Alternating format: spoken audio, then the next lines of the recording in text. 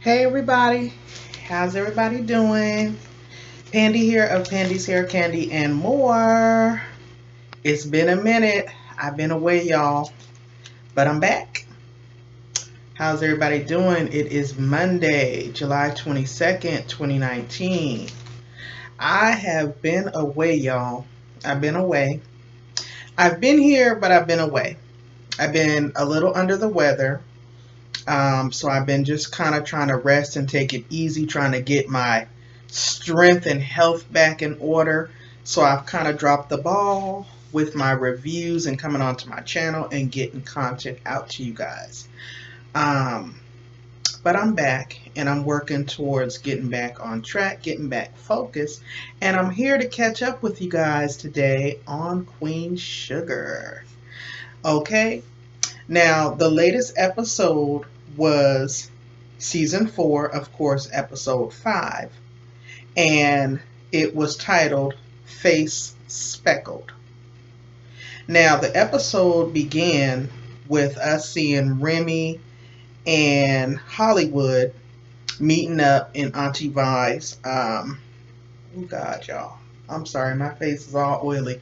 I was off work today, y'all, so don't judge me. I might look a little bit off, but it's all good. Anyway, the episode began with Remy and Hollywood meeting up in Auntie Vi's diner. They were discussing the fact that he is planning to leave St. Joe's. Hollywood, of course, is trying to convince him that, his roots are there in St. Joe.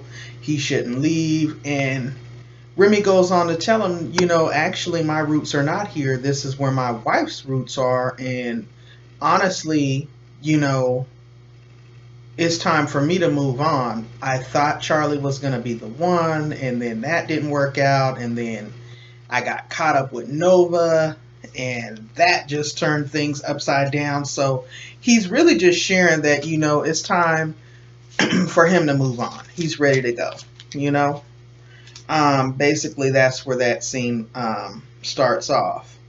Now, next we see Micah going to go visit his homeboy, the little young man that he used to go to school with, who, when they first moved to St. Joe, he was kind of running around with. They were kind of doing low-key social activism and, basically just trying to wake up the people there as far as social injustices within the black community there. And unfortunately, that little boy got caught up in some serious stuff and he's now in lockup. So Micah is going to go visit him, and we see that taking place. They have a conversation and they just basically try to encourage one another, and it was a touching scene. Now next we see Davis going to go talk with Charley. Apparently Nova's book is impacting him and his ability to maintain gainful employment there at the college that he accepted the job with there in St. Joe. And of course, as usual, he's expecting Charley to fix it, because throughout their entire marriage, that's all she ever did was clean up his mess and fix it. And Charley's not here for it. She tells him, it's basically time for him to stand in his ish and own it. She explains, that it's out of pocket that her sister wrote the book and that she exposed all their dirty secrets, but at the same time, the young lady that they exploited, the woman that he was having the affair with and paid off to go away and act as though it never happened. Think about how she feels. Put yourself in her shoes. And basically, he's trying to kiss up to Charley and basically expect her to work her magic and fix it. And Charley's not here for it, and rightfully so. He actually had the nerve to lean in and try to kiss her, and I was so glad that she called him on it and checked his tail and let him know, those days are long gone, bro. So we saw that in that scene. Next, we see Nova pop up. I think she's in New York. And she pops up on this lady, Octavia. Remember a couple of episodes back, Octavia is the one that at the press conference, she stood up and blurted out some of the family secrets at Nova's book signing. I wasn't really sure of her significance and who she was. And basically, they didn't really share with us in this particular scene, but they introduce her in this moment. Okay, so we'll get back to her.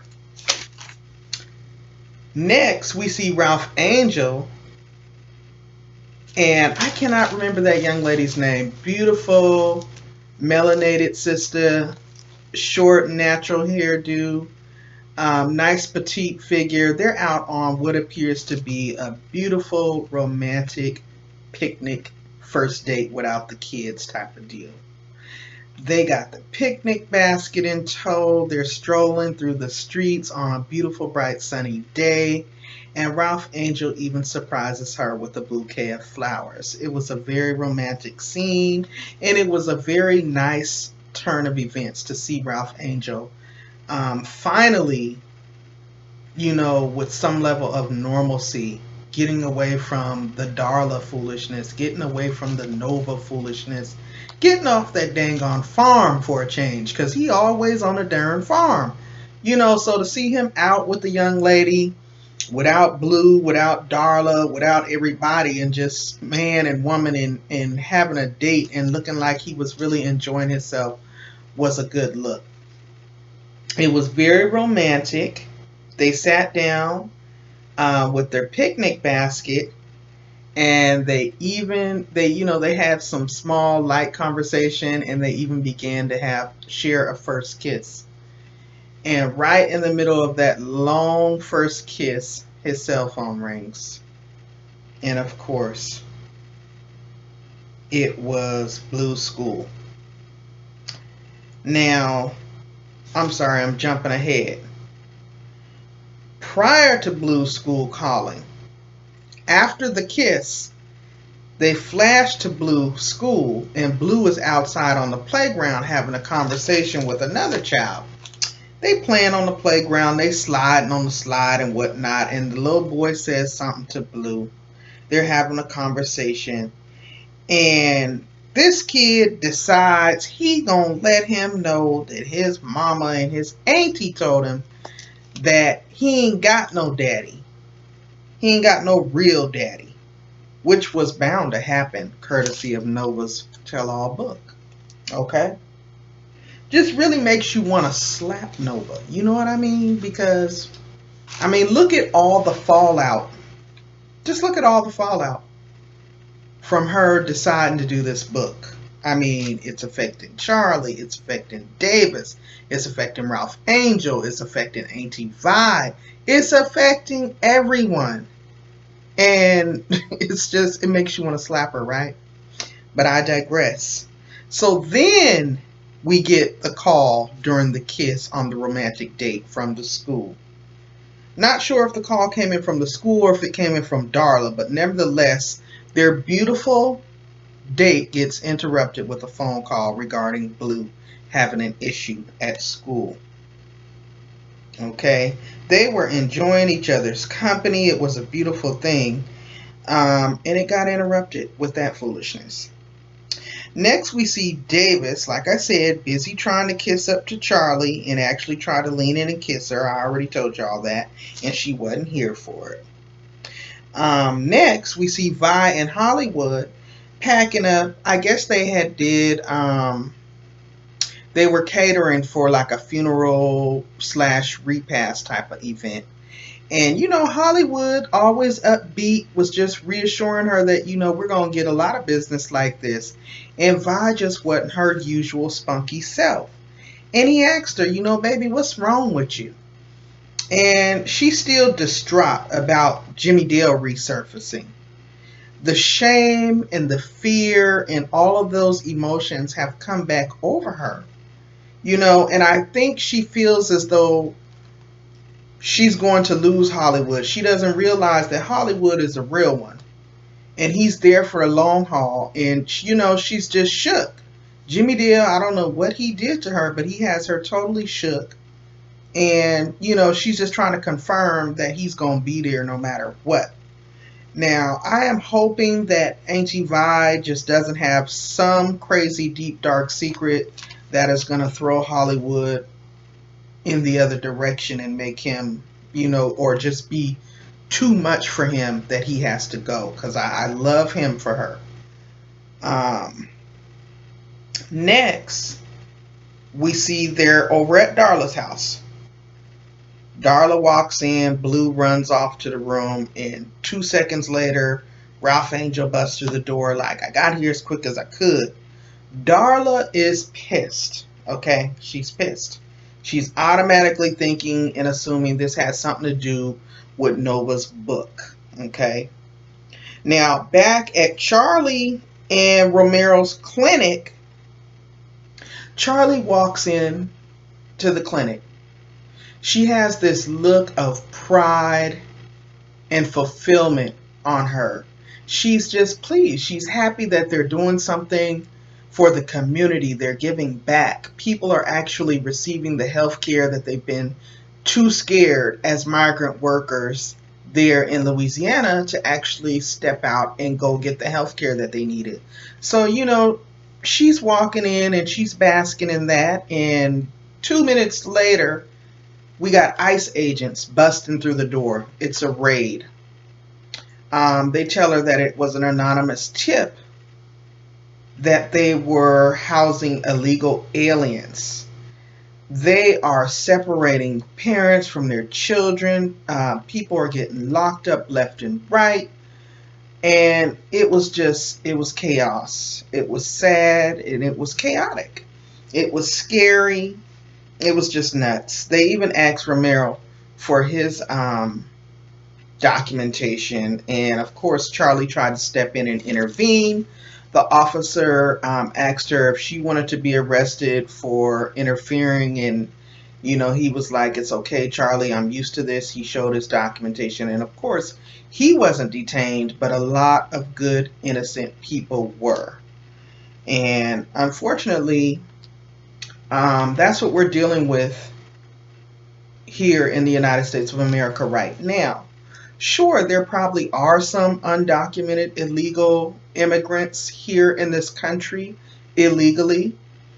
However, I feel, and I'm getting a little bit aside and off traffic, but I feel like each case warrants being looked at on a case-by-case basis.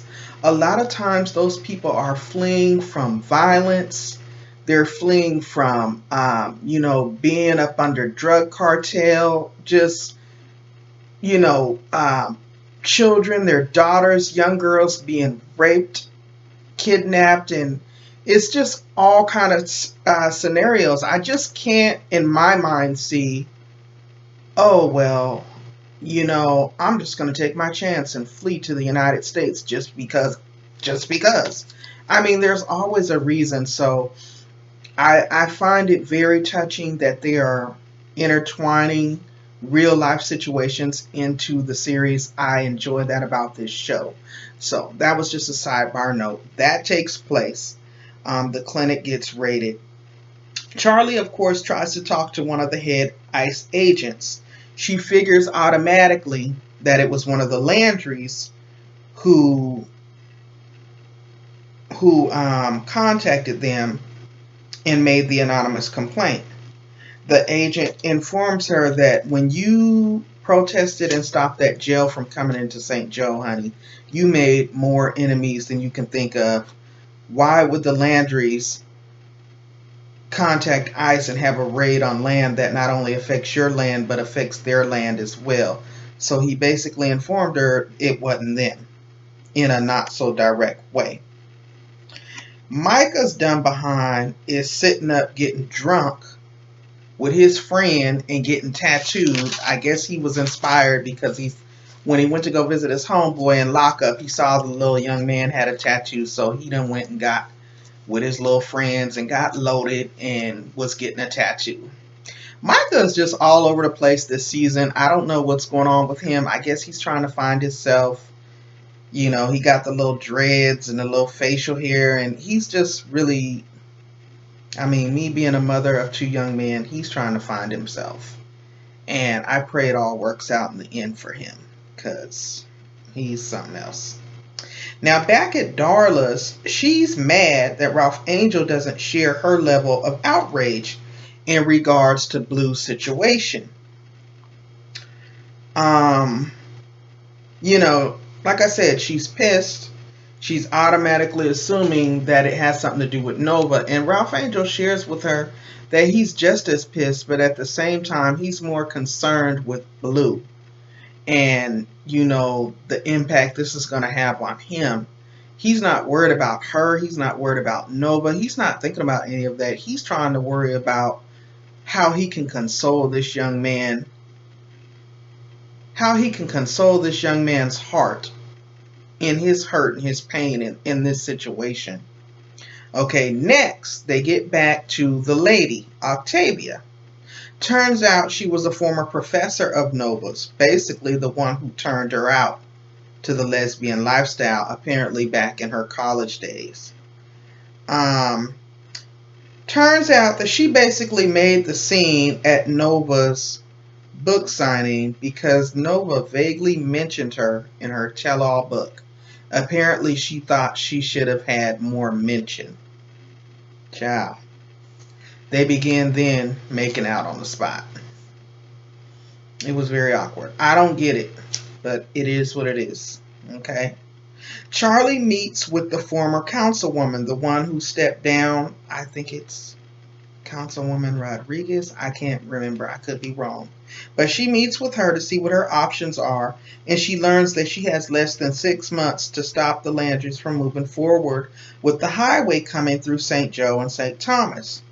She then tries to encourage Charley to run for the city council of St. Thomas because then she would be able to put it on the ballots and place the decision on the people. Okay? So, of course, Charley's, Charley, she's a go-getter. She's probably going to take her up on that. And she also informs her she has less than 2 days for the deadline if she plans on stepping into the race.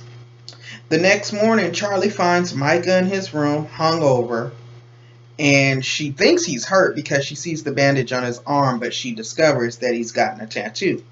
She's fed up and frustrated, as most moms of young men are, because he's just going through that I'm trying to find myself stage, and he's not listening to nothing she's telling him.